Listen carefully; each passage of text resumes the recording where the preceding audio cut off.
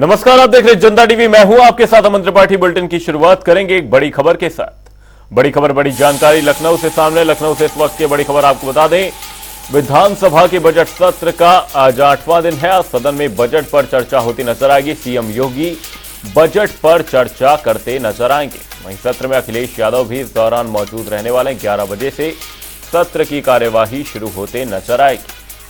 ये बड़ी खबर, बड़ी जानकारी आपको बता रहे हैं। आज विधानसभा के बजट सत्र का 8वां दिन है। इस मौके पर आज सदन में बजट पर चर्चा होती नजर आएगी। साथ ही आपको बता दें, सीएम योगी बजट पर चर्चा करते नजर आएंगे। वहीं सत्र में इस दौरान अखिलेश यादव भी मौजूद रहेंगे। साथ ही 11 बजे से सत्र की कार्यवाही शुरू होती नजर आएगी। विधानसभा के बजट सत्र का 8वां दिन है। आज सदन में बजट पर चर्चा होती नजर आएगी। सीएम योगी बजट पर चर्चा करते नजर आएंगे। साथ ही आपको बता दें, सत्र में अखिलेश यादव भी इस दौरान मौजूद रहने वाले हैं। ये बड़ी खबर, बड़ी जानकारी लखनऊ से। 11 बजे से सत्र की कार्यवाही शुरू होती नजर आएगी। विधानसभा के बजट सत्र का 8वां दिन है। इस दौरान बजट पर चर्चा होती नजर आएगी। साथ ही आपको बता दें, सीएम योगी आदित्यनाथ बजट पर चर्चा करते नजर आएंगे। वहीं सत्र में अखिलेश यादव भी इस दौरान मौजूद रहने वाले हैं। सुबह 11 बजे सत्र की कार्यवाही शुरू होती नजर आएगी। विधानसभा के बजट सत्र का आज 8वां दिन है। ये बड़ी खबर, बड़ी जानकारी लखनऊ से। आज सदन में बजट पर चर्चा होती नजर आएगी। विधानसभा के बजट सत्र का आज 8वां दिन है। ऐसे में आज सदन में बजट पर चर्चा होनी है। सीएम योगी आदित्यनाथ बजट पर चर्चा करते नजर आएंगे। साथ ही आपको बता दें, सत्र में अखिलेश यादव भी इस दौरान मौजूद रहने वाले हैं। वहीं 11 बजे से सत्र की कार्रवाई शुरू होती नजर आएगी। लखनऊ से यह बड़ी खबर, बड़ी जानकारी सामने। विधानसभा के बजट सत्र का आज 8वां दिन है। आज सदन में बजट पर चर्चा होती नजर आएगी। सीएम योगी आदित्यनाथ बजट पर चर्चा करेंगे। वहीं सत्र में इस दौरान अखिलेश यादव भी मौजूद रहने वाले हैं। आपको बता दें, हंगामेदार रहने के पूरे आसार हैं। विपक्ष इस दौरान कई मुद्दों को लेकर सरकार को घेरने का प्रयास करेगा, लेकिन इसी बीच बजट सत्र पर आज चर्चा होती नजर आएगी। विधानसभा के बजट सत्र का आज 8वां दिन है। सीएम योगी बजट पर चर्चा करते नजर आएंगे। सत्र में अखिलेश यादव भी इस दौरान मौजूद रहने वाले हैं। वहीं 11 बजे से सत्र की कार्रवाई शुरू होती नजर आएगी। विधानसभा के बजट सत्र का 8वां दिन है।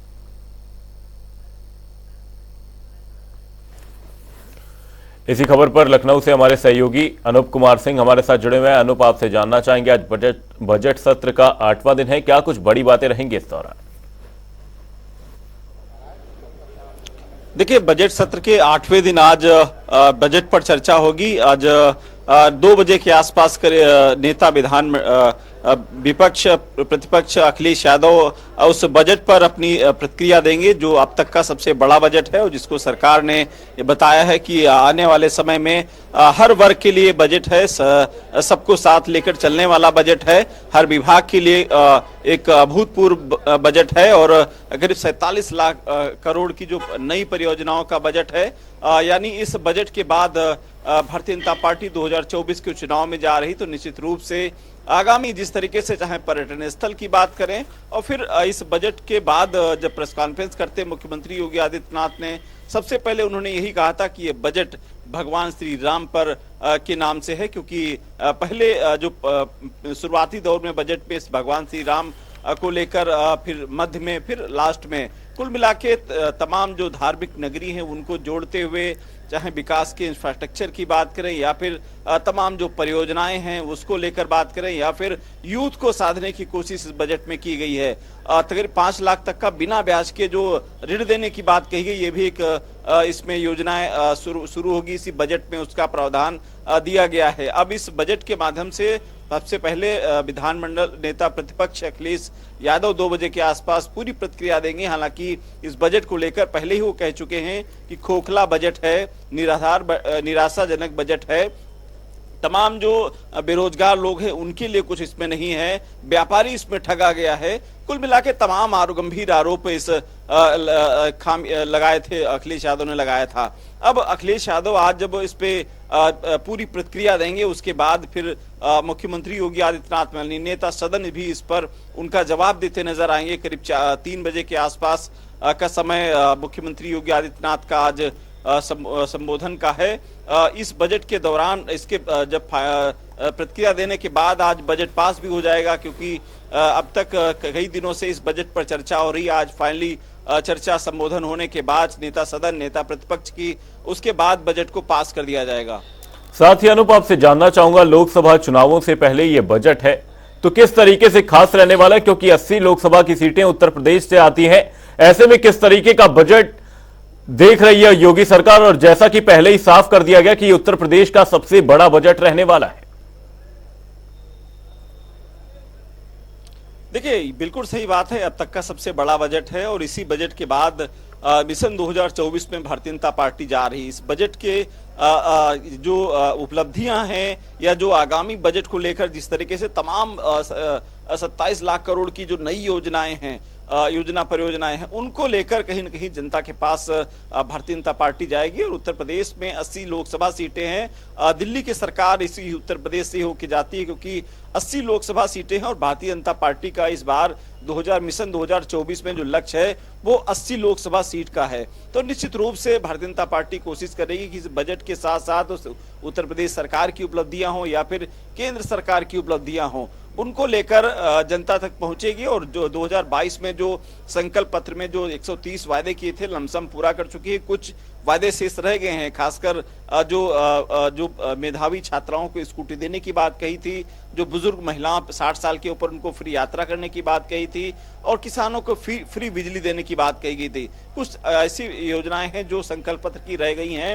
हालांकि इस बजट के माध्यम से देखना होगा कि क्या कुछ सरकार उन संकल्प पत्र पे पूरा करती है, या फिर जो लोकसभा चुनाव का चुनाव होगा उसमें संकल्प पत्र में क्या कुछ भारतीय जनता पार्टी वायदे करेगी। हालांकि कोशिश कर रही है भारतीय जनता पार्टी की मिशन 2024 में इसी बजट के सहारे उत्तर प्रदेश में सभी वर्गों को साधने की कोशिश करेगी, और एक बार फिर से जो लक्ष्य उसका 80 में से 80 सीटों का है, उसको जीतने के लिए लगातार भारतीय जनता पार्टी हर संभव प्रयास कर रही है। जी, विधानसभा के बजट सत्र का आज 8वां दिन है। अनूप, बने रहिएगा हमारे साथ, जल्द ही आपका रुख करेंगे। आज सदन में बजट पर चर्चा होती नजर आएगी। सीएम योगी आदित्यनाथ बजट पर चर्चा करते नजर आएंगे। साथ ही इस दौरान सत्र में अखिलेश यादव भी मौजूद रहने वाले हैं। बुलेटिन में आगे बढ़ेंगे, रुक करेंगे एक बड़ी खबर, बड़ी जानकारी की ओर। इस वक्त की बड़ी खबर लखनऊ से, आपको बता दें बीजेपी आरएलडी में गठबंधन का ऐलान संभव है। 12 फरवरी को गठबंधन का ऐलान संभव है। चौधरी अजीत सिंह की जयंती पर यह ऐलान हो सकता है। जेपी नड्डा, सीएम योगी आदित्यनाथ इस दौरान शामिल रहने वाले हैं। यह बड़ी खबर, बड़ी जानकारी लखनऊ से इस वक्त की बड़ी खबर। बीजेपी आरएलडी में गठबंधन का ऐलान संभव है। वहीं 12 फरवरी को गठबंधन का ऐलान संभव बताया जा रहा है। चौधरी अजीत सिंह की जयंती पर यह ऐलान संभव है।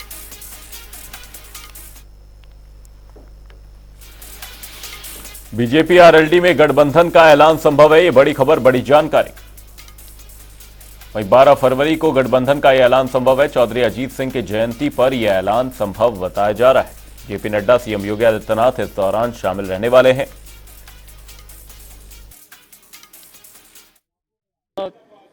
जनता फिर सड़कों पर आएगी। धन्यवाद। जयंत का दिल मोदी ने जीत लिया है।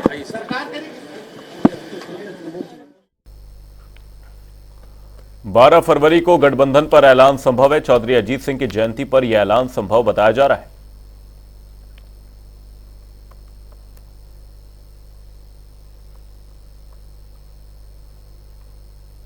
हम इंतजार करेंगे और ईश्वर से ये प्रार्थना करेंगे कि आज जो परिस्थितियां देश में हैं उसमें इंडिया के जो भी घटक हैं, जो इंडिया के हमारे सहयोगी साथी हैं, वो देश के किसानों की बात करें, किसानों की समस्या समझें, मजदूरों की चिंता करें, बेरोजगार नौजवानों की चिंता करें, और भारत देश को मजबूत करने के लिए, भारत के अछूत लोकतंत्र और संविधान को बचाने के लिए सब एकजुट रहें। मैं यही प्रार्थना भी करूंगा और यही ईश्वर से निवेदन भी क्या करूंगा। वजह हो सकती है इस नाच के पास में जो जयंत चौधरी का? समाजवादी पार्टी का जो इतिहास रहा है कि गठबंधन में सदैव उसने बड़ा दिल दिखाने का काम किया है और इसके तमाम खुद के उदाहरण आप सबके पास हैं। समाजवादी पार्टी केवल इतना चाहती है कि इस देश के किसानों की, इस देश के बेरोजगार नौजवानों को रोजगार मिले, मजदूरों के हाथ में काम आए, देश विकास की ओर बढ़े। और बापू, महात्मा गांधी, चंद्रशेखर आजाद, बुटकेश्वर दत्त, भगत सिंह, चंद्रशेखर, इन सब ने जो बलिदान दिया है देश के संविधान, देश के कानून, देश का लोकतंत्र, देश की एकता, समरसता की जो लड़ाई अंग्रेजों से लड़ी है, वो कहीं ऐसा ना हो कि देश फिर कहीं ना कहीं एक बार आर्थिक गुलामी में, अलोकतांत्रिक व्यवस्था का शिकार न हो जाए।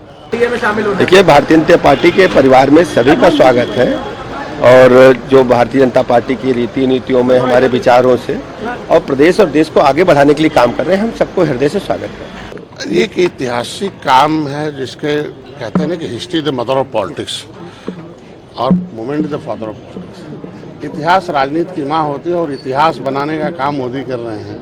इतिहास बनाने का काम योगी हमारी एनडीए कर रही है, जो उनके दादा को इतना संघर्ष किया था, जिसको आज उनके असली लोकतंत्र का स्थापना किया। तो मैं तो बधाई दूंगा, कम से कम उन्होंने इस बात को एक्सेप्ट किया आरएलडी जयंत चौधरी ने कि हमारे दादा के साथ बहुत बड़ा जो सम्मान मिला।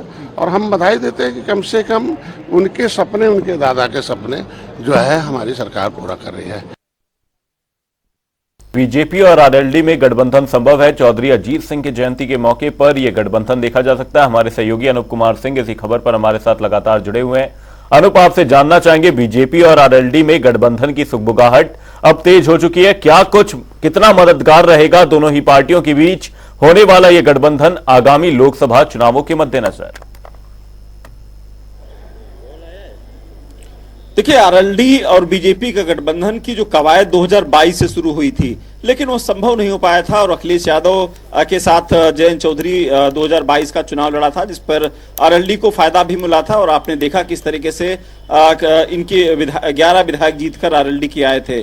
तो कुल मिला के अगर बात की जाए तो लगातार कोशिश के बाद अब जो लोकसभा चुनाव से पहले वो लमसम संभव हो चुका है कि अब जल्द ही एक ही बैनर तले जो गठबंधन भारतीय जनता पार्टी और आरएलडी का हो जाएगा।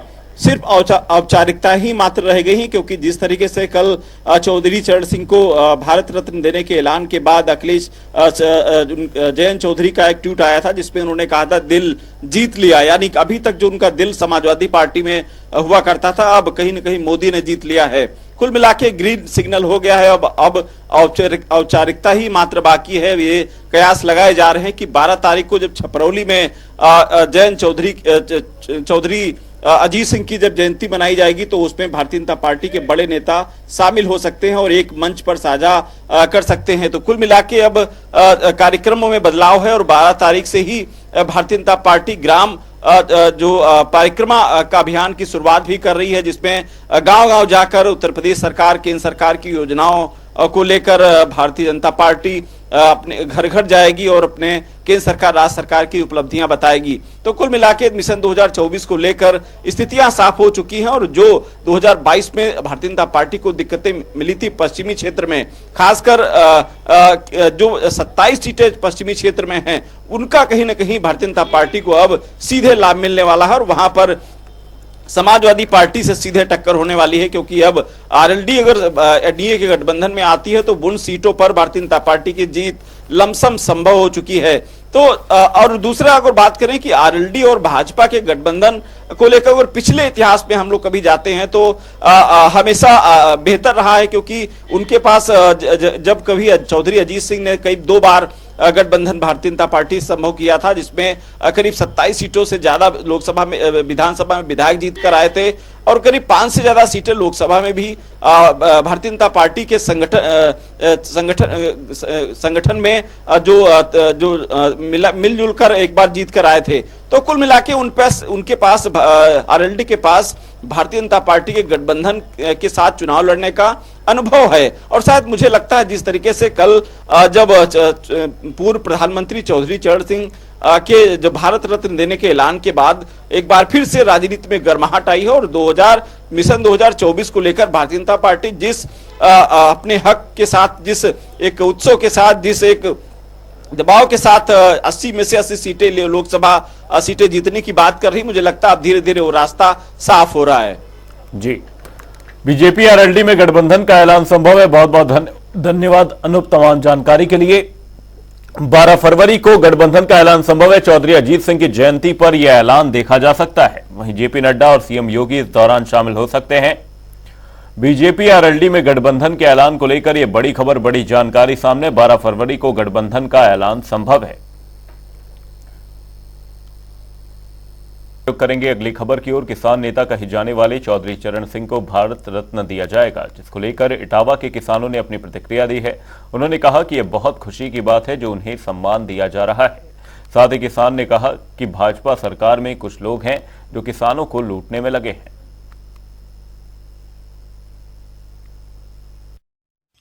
तो बहुत खुशी की बात है, बहुत अच्छी बात है। और तीनों जो नेताओं को दिया गया है, देश की महान शख्सियत में, तीनों लोगों को बधाई, सरकार को बधाई, माननीय प्रधानमंत्री जी को बधाई और आपको भी बधाई, आपकी पूरी टीम को बधाई जो आप यहाँ तक किसानों की बात जानने आए, जानने के बाद आप सरकार तक पहुँचाने का काम करें। किसानों की क्या क्या समस्याएं हैं? और किसान की सारी समस्या ही है, पूरी सरकार को समय पता है। किसान के पास एक चीज़ ऐसी नहीं है बताई हुई, चाहे पानी हो, खाद हो, बीज हो, फसल को दाम पर बेचने की बात हो, फिर जब रही बची बात जब बचती है तब ईश्वर की मार पड़ जाती है, ओलावृष्टि। किसान तो खुशहाल है ही नहीं। जबकि एक बार माननीय नेताजी ने पार्लियामेंट में बोला भी था, अगर किसान की अगर आप सही मायने में अगर पूरी मजदूरी जोड़ ली जाए, उनके बच्चे, उनके परिवार के लोग जिस तरीके से काम करते हैं, तो देश में अगर सबसे ज्यादा अगर कोई व्यापार अगर कोई घाटे का है तो वो किसान ही है, सबसे घाटे की। क्या लगता है आपको और क्या मांग है आप लोगों की? हम लोगों की मांग से कुछ नहीं होना है। सरकार में जो 4, 6, 8, 10 लोग लगे हैं वो पूरी तरीके से लूटने में लगे। किसानों की बात कोई नहीं सुन रहा। बुलेटिन में फिलहाल के लिए सिर्फ इतना ही। कहीं जाएगा नहीं। जनता डी पर खबरों का सिलसिला रहेगा जारी। तब तक के लिए नमस्कार।